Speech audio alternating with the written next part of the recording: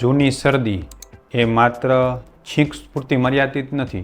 છીંક આવે, નાકમાંથી પાણી પડે, ઊંઘ બગડે, કામ કરવાની મજા ના આવે, થાક લાગે, માથું દુખાવો શરૂ થઈ જાય. ધીમે ધીમે આ એલર્જીની શરદી શરીરમાં એટલું ઘર કરી જાય છે ને કે ગોળીઓ ખાધા વગર મટતી નથી, અને એ પણ ટેમ્પરરી. ગોળી ખાઓ ત્યાં સુધી રાહત થાય, પછી ફરીથી શરૂ થઈ જાય. આ સમયે શરીર તમને એમ કહે છે કે હવે સમય આવી ગયો છે કે તમે એનો મૂળથી ઉપાય કરો.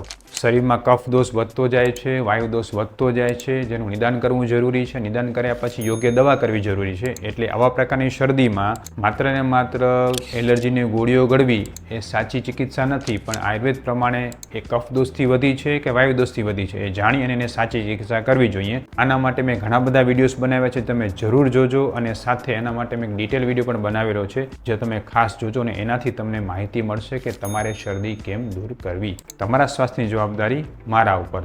સ્વસ્થ રહો, મસ્ત રહો.